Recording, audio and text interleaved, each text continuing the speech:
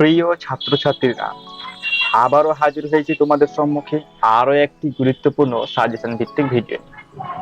Thumbnail দেখে তোমরা বুঝতেই পেরে গেছো যে কোন বিষয় নিয়ে আজকে আমরা আলোচনা করতে চলেছি। তো চলো কোনো রকম কথা না বাড়ি আজকের ভিডিও আমরা শুরু করব। আর শুরু করার পূর্বেই বরাবরের মতো আরো একবার রিকোয়েস্ট করব, চ্যানেলে কেউ নতুন হয়ে থাকলে প্লিজ চ্যানেলটাকে সাবস্ক্রাইব করে অল নোটিফিকেশন অন করে রাখো পরবর্তী ভিডিওর আপডেট পেতে। আর ভিডিওটা যদি একটু ভালো লেগে থাকে একটা লাইক দিও আর বন্ধুদের মাঝে শেয়ার করে। তো চলো আজকে আমরা শুরু করব আজকের ভিডিওটা। আজকে আমরা আলোচনা করতে চলেছি এইচএস 2023 সালের ফাইনাল পরীক্ষার ইংলিশ সাজেশন। ইংলিশ সাজেশন বললে ভুল হবে, আজকে আমরা সেই ইংলিশ সাজেশনেরই রাইটিং পার্টের সাজেশন নিয়ে আলোচনা করতে চলেছি। সেই রাইটিং পার্টে তোমরা জানো যে 3টি পার্ট থাকে। 3টি পার্টের মধ্যে একটাতে রিপোর্ট লিখতে বলা হয়, একটাতে লেটার লিখতে বলা হয়, আর একটাতে প্রেসি লিখতে বলা হয়।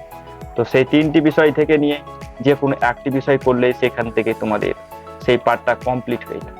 তো সেই জায়গা থেকে নিয়ে আমরা এসেছি রিপোর্ট পার্টের সাজেশনে। তো রিপোর্ট কি কি রিপোর্ট নিয়ে এসেছি তোমাদের সম্মুখে, চলো দেখা যাক।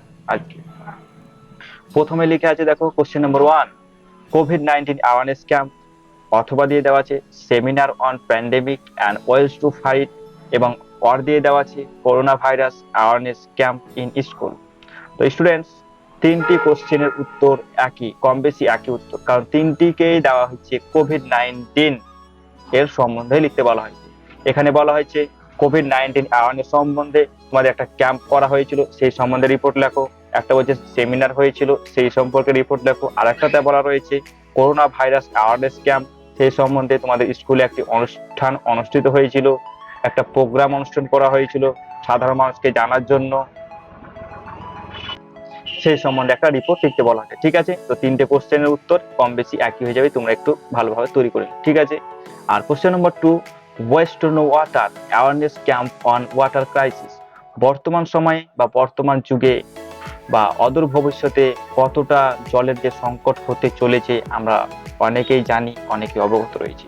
তো সেই সম্বন্ধে সাধারণ মানুষ তো আছেই, প্লাস ছোট ছোট ছাত্রছাত্রীরা যারা রয়েছে, গোটা পৃথিবীর মানুষকে জানানোর জন্য যে অ্যাওয়ারনেস ক্যাম্পগুলো করা হচ্ছে সেই সম্বন্ধে একটি রিপোর্ট লিখতে বলা হচ্ছে। ঠিক আছে, চলো question number 3, say no to polythene bags awareness camp in India.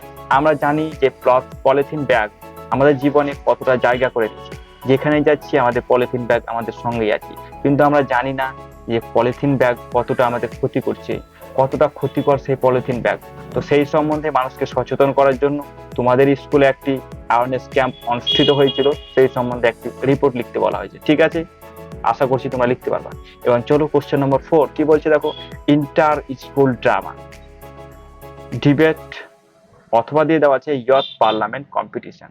তোমাদের স্কুলে একটি ড্রামা অনুষ্ঠিত হয়েছিল, আর একটি অনুষ্ঠিত হয়েছিল ডিবেট বা তর্ক বিতর্ক সব অনুষ্ঠিত হয়েছিল, অথবা যদি থাকে ইয়থ পার্লামেন্ট কম্পিটিশন অনুষ্ঠিত হয়েছিল।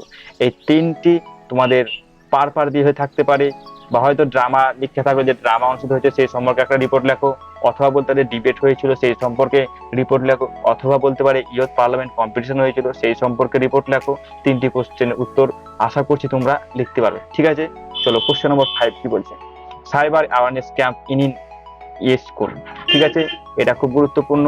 তারপর ধরো 6 নম্বর, dengue awareness camp in school. Dengue খুব মারাত্মক জিনিস, খুব একটা ভাইটাল জিনিস আমাদের জীবনে। ডেঙ্গু থেকে বাঁচতে, ডেঙ্গু থেকে সাধারণ মানুষ বাঁচতে কি সতর্কতা অবলম্বন করা দরকার সেই সম্বন্ধে তোমাদের স্কুলে একটি অ্যাওয়ারনেস ক্যাম্প অনুষ্ঠিত হয়েছিল, একটা প্রোগ্রাম হয়েছিল, সেই সম্পর্কে তোমাদেরকে একটা রিপোর্ট লিখতে বলা হয়। তারপরে দেখো কোশ্চেন নম্বর 7,